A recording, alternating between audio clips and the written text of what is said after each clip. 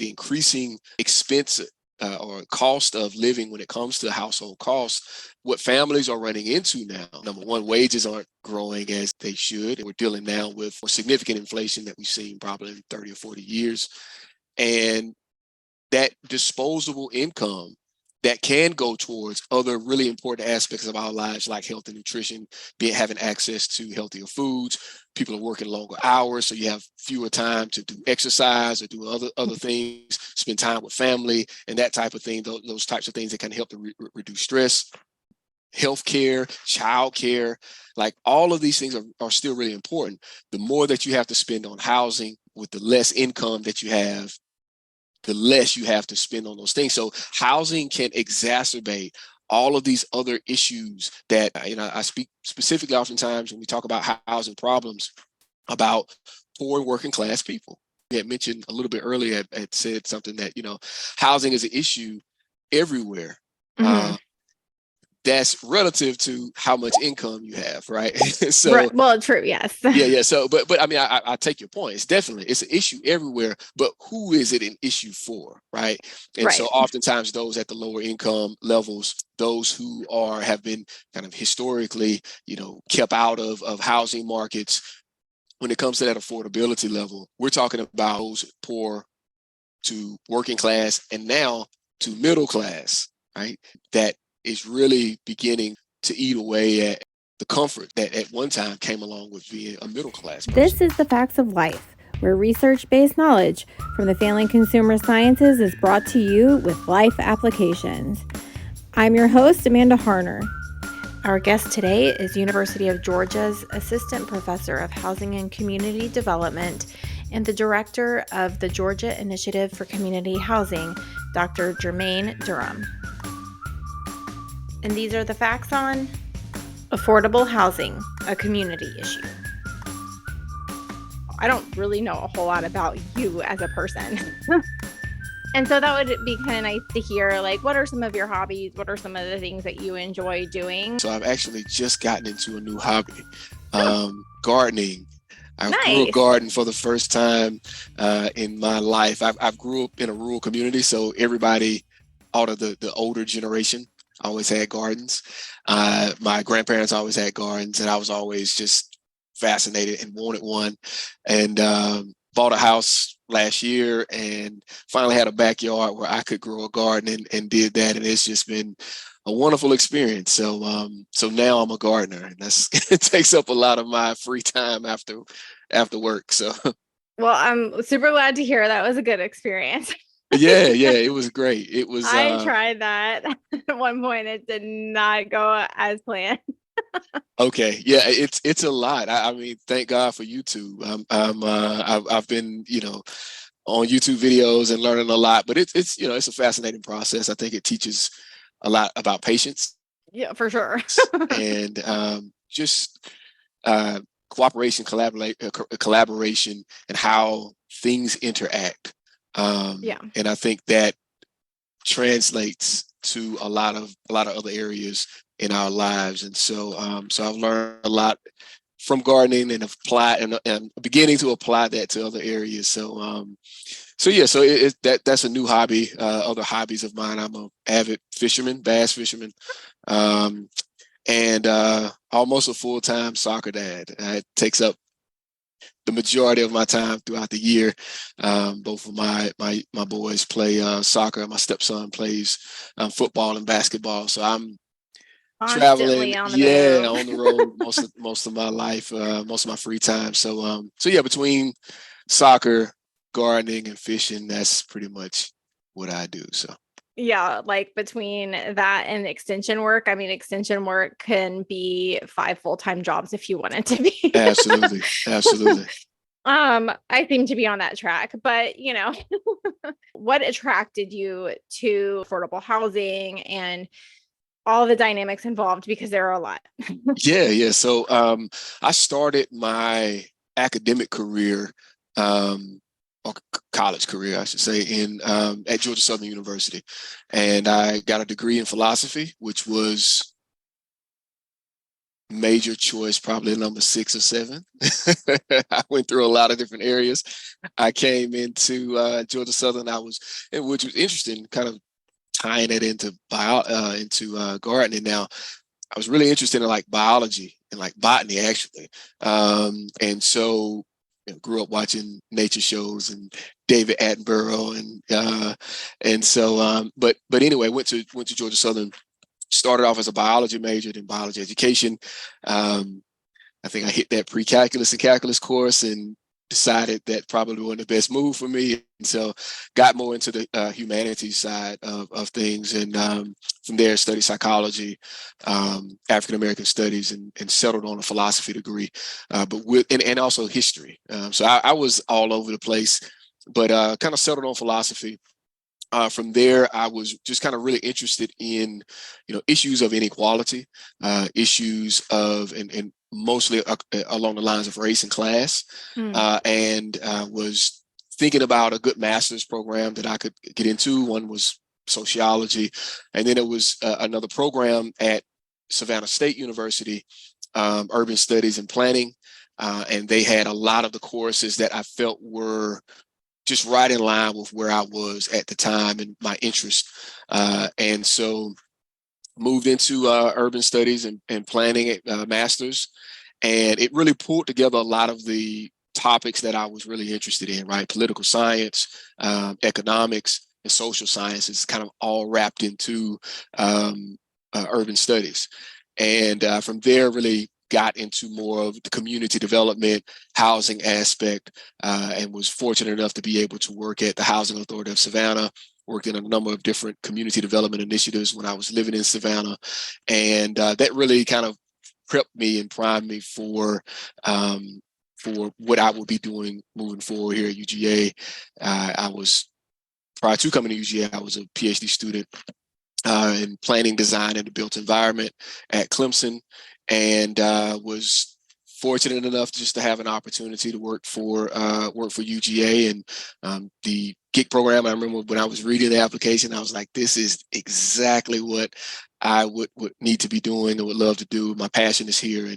And so that's kind of how I got into my role at UGA, which is the director of the GIG program, but also assistant professor of housing and community development. I teach a couple of courses in affordable housing and community development, and also extension specialist in housing and communities. I love hearing how people got to where they are. And I think it's really important to ask that question for younger listeners, because there are times when you're younger where you're just like, I don't know, and there's all this pressure, and what do I choose to do? And I think every time I listen to somebody's story or even reflect on my own, it's like there's so much out there, and there are often ways that all your interests really do fit together in one place. And sometimes it's a journey. It's not just knowing it immediately. And I just personally really feel that anybody who chooses to go to college, not that people have to go to college to have a successful life and a meaningful life, but anybody who chooses to go to college, I think there is something to be said for none of that time is wasted if you enjoy what you're studying, because Absolutely. There's always a way to apply it to something else later, even if you end up really truly being an expert in another area. So it can get pretty expensive though, but this knowledge, is true. But it's good, it's well worth it. So at least for me it was, yeah. And that would be the one area where I do feel like I don't have a problem advocating for, college is not for everyone. It's not, yeah, but it's certainly for those that it's for. It's a very fulfilling, very eye-opening. I was really just fortunate with the professors that I had and the courses that I took really helped, I think, prepare me for a more critical analysis of society and housing just being one of those nexuses where inequality kind of converges and reproduces itself. So my approach to housing and understanding housing issues is oftentimes kind of rooted in those discussions around inequality and some of the limitations of our society and economy, and really trying to rectify those, and bringing them to light, and developing strategies and approaches that can help to rectify some of those inequalities. So. I love that. It's easy to think of inequality in one direction or another, but there are a lot in a number of different directions that set various people up in society up to have a more challenging time. Even if some barriers have fallen and things have gotten better, just like with anything, a long period of time with with advantages or disadvantages Absolutely. has an impact. Absolutely. And the built environment is just one of those. It's a reflection of the inequality. And it's not only a reflection of, but a reinforcer of, right? And housing has played such a crucial role historically in reinforcing patterns of segregation along lines of class and race, ethnicity, as well as inequalities in wealth. Right.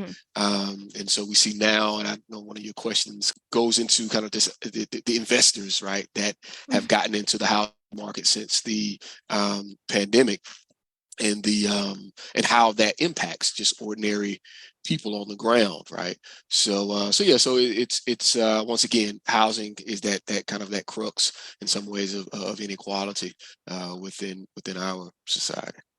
Which is precisely why I wanted to talk about it, and because really affordable housing is an issue everywhere right now, and how that plays out in every community is super unique.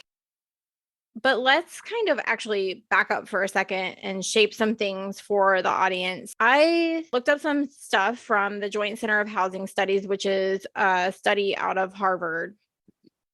And I really think that on some level, many people are realizing that the housing market is becoming more complicated and challenging to navigate. If anybody who's purchased a house or tried to get a home loan lately would kind of identify with that. Absolutely. I raised my hand on that one, definitely.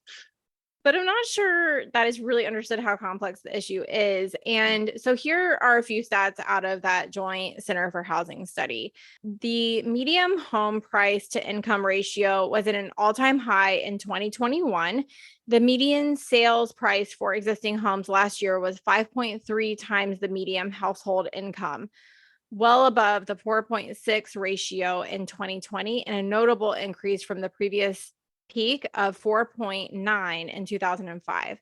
By comparison, price to income ratios averaged 3.9 in the 2010s, 4.1 in the 200s, and just 3.1 in the 1980s. So that's a lot to unpack, but I mean, I think anybody who was our age, like in the late 30s into 50s range in the 80s, when they were building their family and purchasing homes and that kind of thing,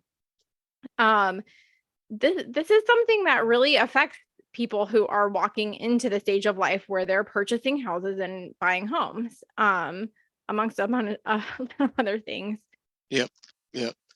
And so things have gotten, as generations pass, right? We see that access to home ownership is becoming more and more of a challenge, especially, right, for lower moderate income families, right? Back in, post World War II America, 1950s, 1960s, right? You had one income. This is kind of your standard suburban, community where you had the one breadwinner that went out and worked at the factory and could, take care of an entire family, and white picket fence and a car in the driveway.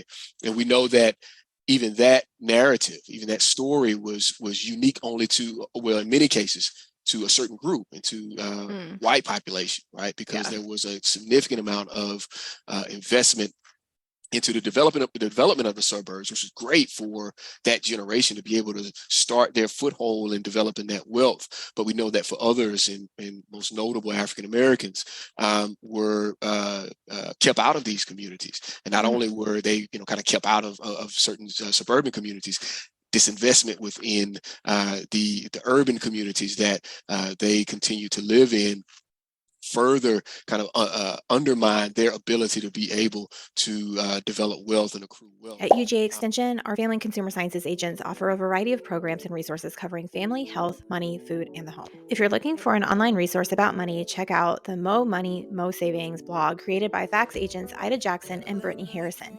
These fabulous agents cover a range of financial topics and provide research-based financial tips.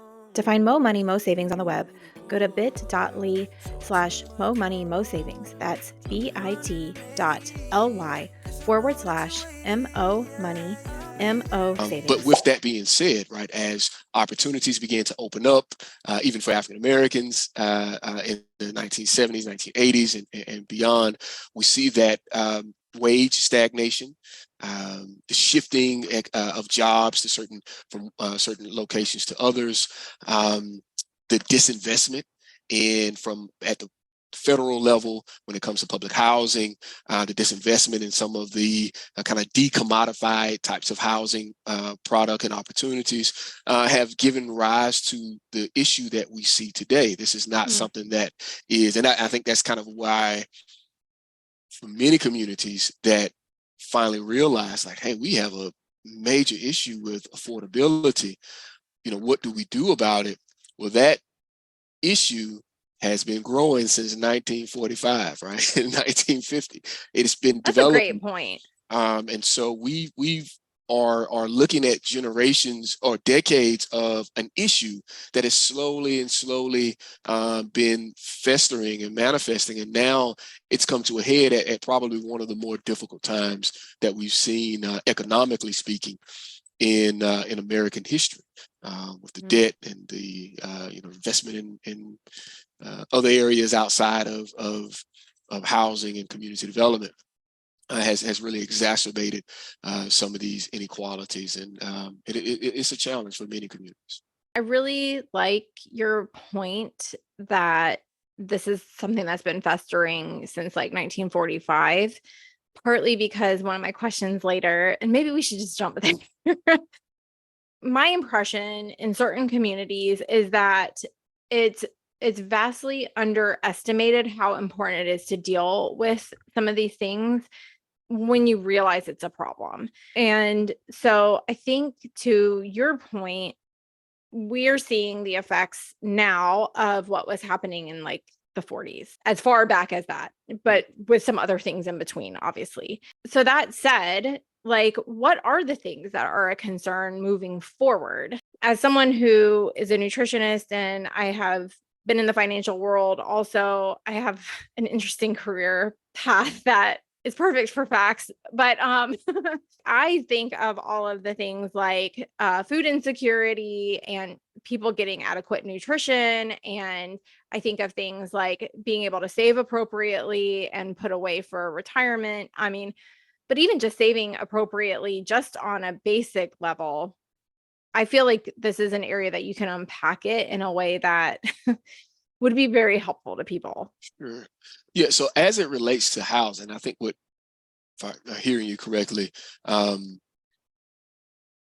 think that's a great point, right? Is that one of the unique things about housing is that you have to have it, right? It's one of those. It's one of those commodities that you cannot. I can choose and navigate our world. And in some cases, depending on where I live and the access to kind of public transportation or what have you, I can choose to not have a car and get around decent in many situations, right? Housing is one of those commodities, a very unique commodity that is indispensable.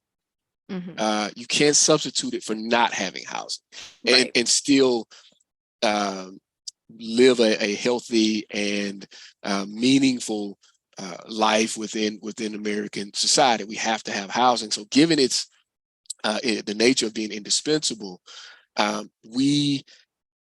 that's your first priority when it comes to the income that you receive, right?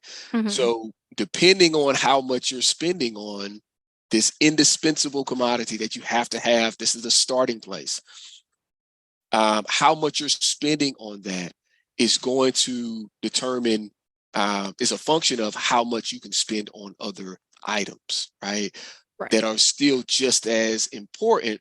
You may have some more flexibility, right, when it comes to, in your case, food and nutrition. Food, another one of those commodities, you can't go too long without it, right? But even with food, there's a lot more variability in access to food, right? That we have a Whole Foods, right? And we have the corner store, right? That has food in it, but the quality of those two different foods products are going to be vastly different, and it can have vastly different impacts on your health, but you still kind of have some access to that, right? With housing, given the increasing expense or cost of living when it comes to household costs, what families are running into now, right? Number one, wages aren't growing as they should, and we're dealing now with some of the more significant inflation that we've seen probably in 30 or 40 years, and that disposable income that can go towards other really important aspects of our lives, like health and nutrition, having access to healthier foods. People are working longer hours, so you have fewer time to do exercise or do other things, spend time with family and that type of thing. Those types of things that can help to reduce stress. When it comes to healthcare, childcare, like all of these things are still really important. The more that you have to spend on housing, with the less income that you have, the less you have to spend on those things. So housing can exacerbate all of these other issues that, and we're speaking, I speak specifically oftentimes when we talk about housing problems about poor and working class people, right? This is the group that's dealing with it. You had mentioned a little bit earlier, had said something that, housing is an issue everywhere. That's relative to how much income you have, right? So, well, true, yes. yeah. So, but I mean, I take your point. It's an issue everywhere, but who is it an issue for, right? And so, oftentimes, those at the lower income levels, those who have been kind of historically, kept out of housing markets, a great example, African Americans and their experience with housing throughout American history. And even now, right, predominantly African American communities, appraisal value of housing is not as much as you would see in a comparable kind of community that is predominantly white. So we continue to kind of deal with these issues, but when it comes to that affordability level, we're talking about those poor to working class and now to middle class, right? That is really beginning to eat away at the comforts that at one time came along with being a middle class person in the United States. So my husband is a loan officer. He's a mortgage loan officer. And so I hear a lot of stories about a lot of things that come up. And we moved to Georgia from Charlotte for me to take this position. So we were fortunate to have be in the Charlotte housing market, which is a booming market. And we were super fortunate to have purchased a house when we did. And part of the way that we purchased a house when we did in Charlotte was through a grant program. We would not have been able to purchase it without that. And it was immensely helpful. At the time, like our house had like doubled in price. About double, basically doubled in price from the time that we had got it to the time that we sold it and moved here. I think back on that now and I'm just like, wow, like that house was priced probably right at a good starting point for us and everything. And we managed to find it in a nice area of Charlotte, not like super nice, but not like not nice either. And so, but I think one of the issues that really stands out to me regarding affordable housing is the risk for food insecurity among populations you wouldn't expect to see food insecurity in, because it appears that there should be enough income for this not to be an issue.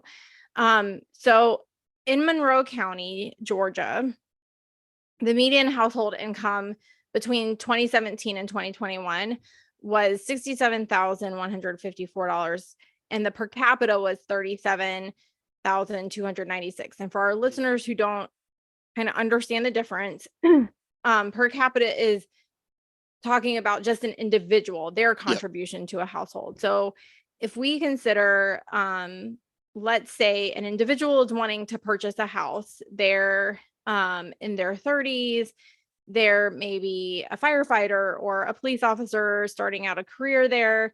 And so their price range might be a little bit higher than that. I'm taking a guess just from things that I've heard. When I looked at Zillow yesterday, there were 2 houses for sale between $100,000 and $200,000. And what is taken into consideration when you apply for a mortgage is that it's recommended 28% of your income should go to housing. And that means that a single person with approximately $37,000 a year income would need to have a housing payment of $870 per month, a little over that, but right at that. And that includes taxes and insurance and the mortgage payments. However, if you go and apply for a home loan with current interest rates at 3%, at current interest rates and 3% down, which would be a conventional loan, you're looking at about a payment of about $1,400 a month. So that's well above the recommended 28%. Now, a mortgage loan officer can give you leeway beyond that 28%. That's how a lot of people end up with housing. But I think it is important for people to recognize, and maybe even some older generations to recognize, the predicament that younger generations are in. We're talking about a situation where, like, at the start, there's limited housing available at price ranges that are within reason. And then we're additionally talking about a situation where if you go for it and you have to have housing, and rent prices aren't much better. So if you a lot worse, actually, yeah. So if you're jumping into something, then you have this conundrum automatically that 28% is far out the window, and then a lot of us are dealing with student loans and all kinds of other things. Absolutely. So, but conservatively speaking, for someone to get their payments down to $870, including taxes and insurance, they can't really afford a loan above $115,000, which means they would have to come up with a down payment of $85,000. Who can do that? No one, not me. No one that I know of, right? No one in my circle. I wish I had someone, but therein lies another really key. Once again, kind of tie things back kind of to this the inequality, right? There are some people who can who's given kind of this generational history with housing, who are able, and oftentimes you'll have like for me, for example, right?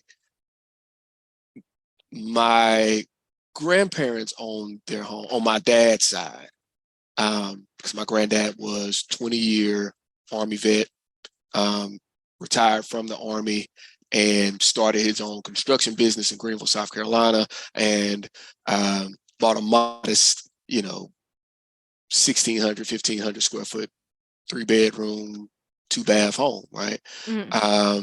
And that's been in the family for a while. On my mom's side, not so much, right? So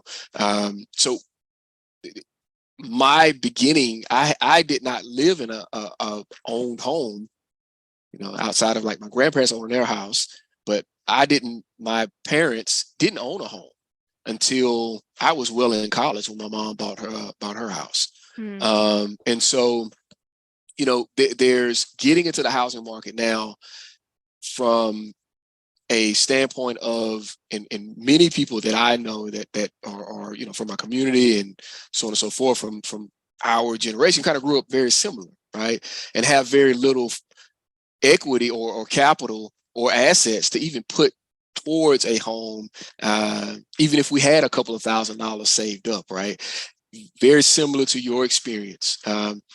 USDA, right? The no down payment loan was really the only way.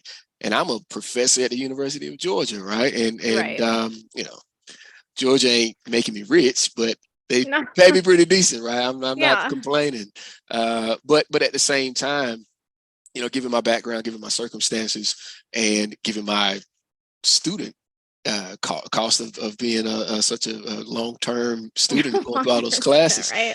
You know, people. Yeah, I know, right? It added it put me in a situation where, you know, housing in Hartwell, Georgia, which is where I live at, small rural community up, you know, just northeast of Athens, priced out of the market, right? Because housing that's coming on the market is 300,000 and up. So it's a issue that is, you know, once again, kind of rooted in inequality, but it's also changing generationally as well too, as newer generations, younger generations are finding it even more difficult to get access to housing because of those circumstances that we just kind of covered. So, but one thing I do want to say, and maybe we'll get into this in a second. There is, I think I talked about really briefly or alluded to kind of the federal kind of disinvestment in some of the traditional housing, affordable housing stock, right? Public housing, right? Which I lived in public housing before, right? But what we see are what are needed oftentimes are programs that decommodify housing. What do I mean by that, right? Yeah. Decommodify housing that takes away kind of the profit motive around housing, and just because housing, it plays a couple of different roles, right? It has a couple of different very distinctive values to housing, and I don't want to get too far into the weeds and the scholarship, but there's an exchange value for housing, right? How much you can get for it as an investment, right? And there's also a use value for housing. What does it provide you in just utilizing this home, right? What we've seen, I think, in the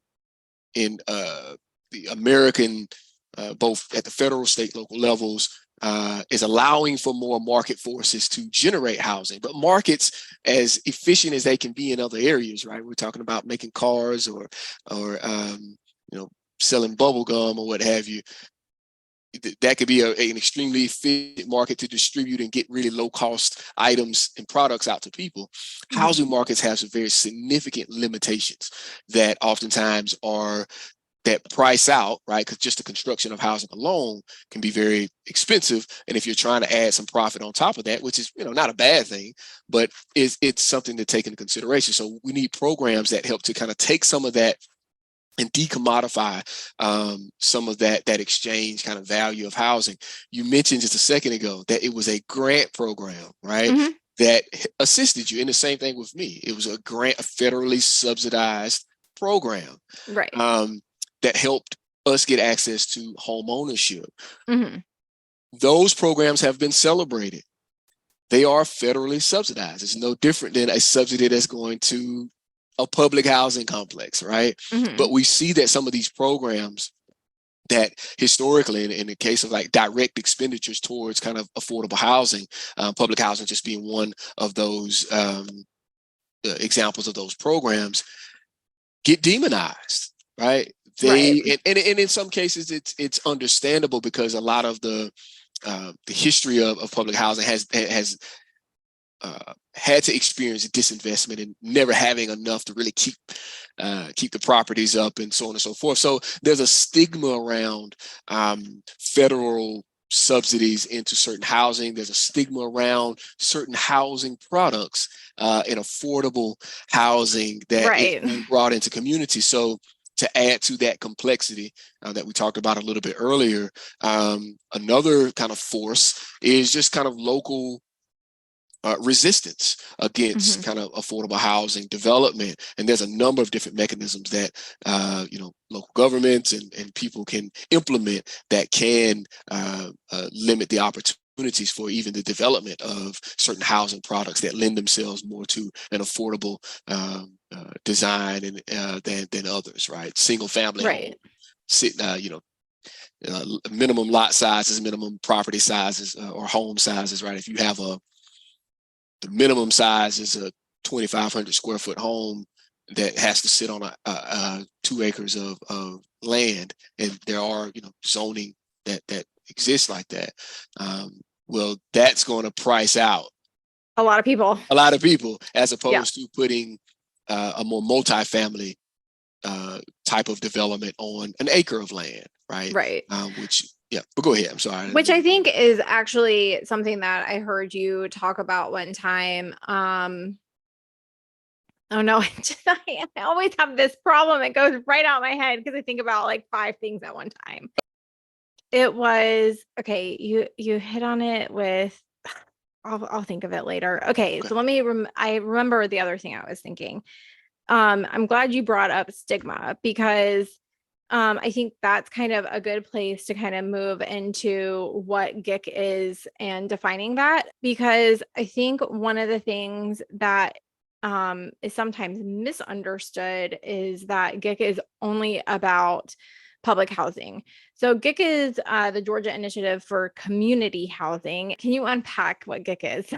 Sure. Yeah. So so the Georgia Initiative for Community Housing. So it began back in 2004. The spirit of the program is certainly around that idea of housing has an impact on larger communities, right? It's not just, that's another kind of multidimensional thing or nature of housing, is that it is very individual, right? It's for your family. It's when it comes to property values, right? It's about kind of those who own that particular piece of property. But we know that it can have community-wide implications depending on the quality of the housing, the accessibility of the housing, the affordability of the housing, so on and so forth. So, housing is very community rooted in community, and has an impact on community. So the idea of or the spirit of the GIC program is really getting the community together to understand what are the housing issues, who are impacted by these housing issues. How do we leverage resources, whether that be through a federal grant program or a local initiative that might be implemented at the local government level, or even at the neighborhood community level, to help to address some of these issues, right? So the spirit of the program is kind of centered in that. The way that it operates, it's essentially a capacity building program. We work with community leaders. They are required to develop a community housing team, and this team is made up of a number of different leaders in the community, from local government to just residents, faith-based organizations, local businesses, both small and oftentimes larger businesses and industry will have representation on GIC teams, because housing is as important of an issue for larger employers as it is for, oftentimes for smaller businesses as well. And nonprofit organizations like Habitat for Humanity and so on and so forth. So the goal is for them to pull a team together. And what we do is take that team on a 3-year educational journey where they learn about how to assess their housing problems. They learn about the resources that are available to communities, and they learn different strategies and how to implement certain strategies through leveraging these resources, through pulling together community members to improve upon the housing quality or accessibility, affordability of housing in their particular communities. So no, it's not just about public housing. Oftentimes public housing is not, we have a lot of great examples of public housing and housing authorities being involved in such initiatives. But it's more about bringing together the larger community to really get a better sense of how do we assess and address these housing problems. One of the things that I love is it kind of works in light of stigma and recognizing that there are members of the community who are concerned about the stigma that public housing would bring, or maybe they have an issue with it for other reasons, whether it's misunderstood or not. And so I really like that part of what GIC does is it's kind of helping communities to work around that. And it's also coaching a community to say, these are the people who need to come to the table. Mm-hmm. Like, it really is not just about the local authorities, and it's not just about the local legislators. They need to be a part of it, mm-hmm. and they need to be bought into it. But it really is learning how to think outside the box and learning how to leverage resources that might only be available in your community, that are unique to the community, and to leverage resources well beyond that. I would love to hear if you have an example or two of some of the most unique ways that you've seen some of these GIC communities leverage what they've learned. Sure. So, I mean, it's a lot of really good stories. There's a lot of, there's 3 programs that that GIC communities are allowed or get special benefits through the State Department of Community Affairs, Georgia Department of Community Affairs, which is the state housing agency. And they are able to get access to additional grant funds. They're able to work or provide letters of support to low-income housing tax credit developers, who can in turn kind of take that letter of support and get access to, or better access to funds for the development of affordable housing. And I think that really utilizing that as the basis of the strategizing, right? Communities have done everything from something as small as a community cleanup day, right? Because when we talk about housing, oftentimes we're talking about vacant and blighted properties. Well, let's start off by just having a community cleanup day and bringing all the community together to really get a better sense of, where those housing issues are, and let's, at the very least, we can address some of the other kind of residual problems that emerge when you have abandoned and vacant housing, right? People oftentimes will just throw trash around the community, and it really, once again, has that larger kind of community impact. And to something as complex as a total kind of neighborhood revitalization, where there is a combination of, solving the vacant and blighted property through leveraging funds, both at the state level, but also local governments have understood the importance of how they can generate funds for themselves, right? Through kind of special purpose local option sales tax, SPLOST referendums, to a number of other different kind of local mechanisms, financing mechanisms that through bonds, issuing bonds, and so on and so forth, that can help to generate funds for affordable housing development. Addressing kind of the blighted and vacant properties, and also the new development around utilizing the Community Home Investment Program grant, the CHIP grant, and working with developers to develop high quality affordable housing. And oftentimes when the term kind of affordable is said, it can be a 4-letter word, I think, for many communities.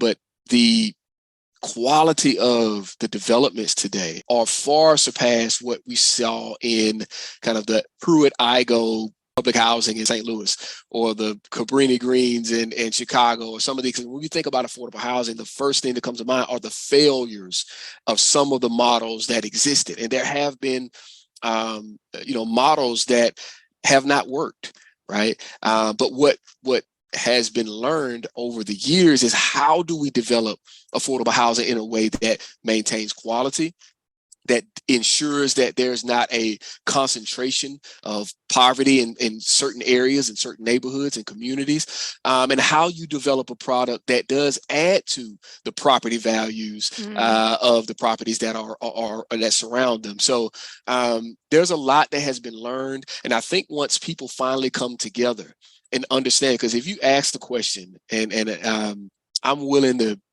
bet some of my next check on, if you send out a poll right now, you ask, do you believe that Americans should have access to decent, safe, and affordable housing?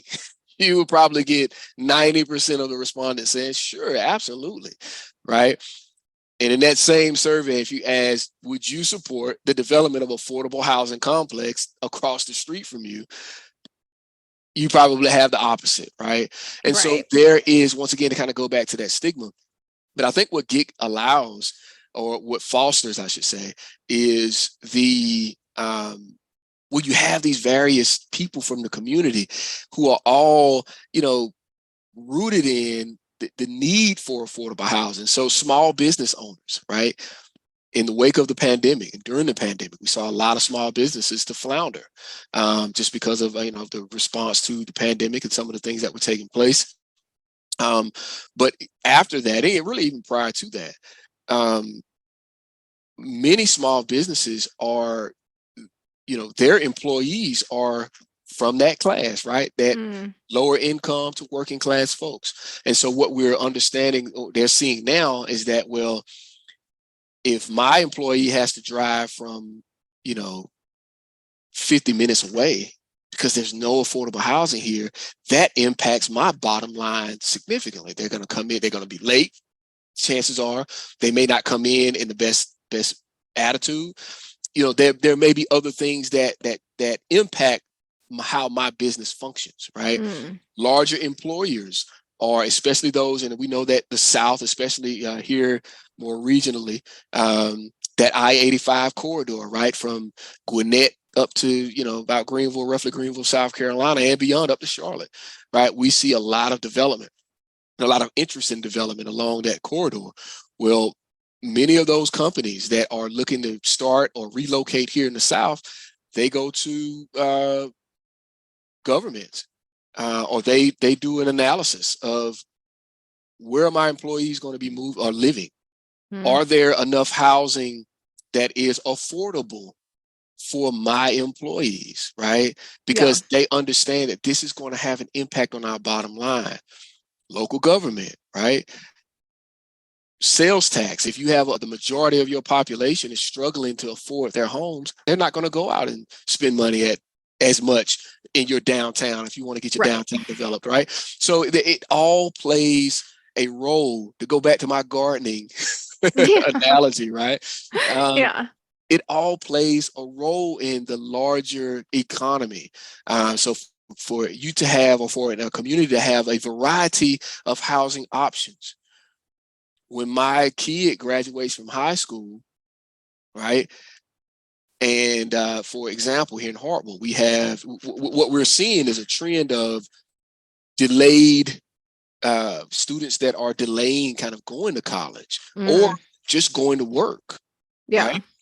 Before they go into college. I would speak to Hartwell, for example, that has seen a interest in, industrial development, and the local school systems, right, and good for them, have tapped into that and have developed a college and career academy, right? So now they have welding courses in high school and other courses, the tech stuff.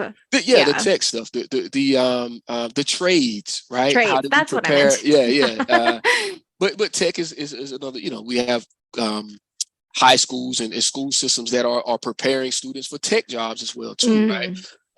Who are not going the college route. Right. But if they graduate and start working at Purina, for example, they may make $20 an hour, but there's no rental housing for them here. Right? And so they don't have that option to have a place to stay save up that's affordable enough for them to save up money to eventually purchase a home in this area. That helps to preserve the character, the culture of a particular area, and also helps to, once they purchase property, to generate more and develop property, to generate more property taxes for local, municipal, as well as county government. So the governments now are really understanding, like, hey, our previous views on our land use, and particularly residential land use, we haven't been going about it efficiently.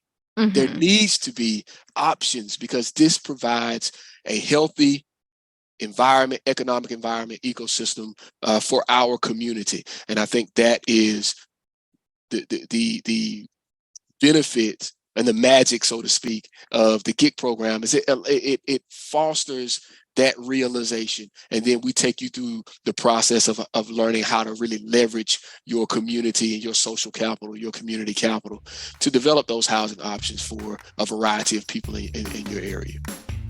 Awesome. I think that's actually a perfect closing place. The FACS of Life is a program by the University of Georgia Extension, an equal opportunity affirmative action veteran disability institution. Research-based resources referenced in and related to this episode of FACS of Life can be found in the episode notes and description information. The views and thoughts expressed in this video podcast are the speaker's own and do not necessarily represent the views, thoughts, and opinions of the University of Georgia or the guest organizations and/or employers. The material and information presented here is for general information purposes only. The University of Georgia name, as well as those of guest organizations and all forms and abbreviations, are the property of its owner, and its use does not imply endorsement of or opposition to any specific organization, product, or service. These are the Facts of Life. Thanks for joining us. Check out our website at factsoflife.extension.uga.edu. That's FACS of life.extension.uga.edu.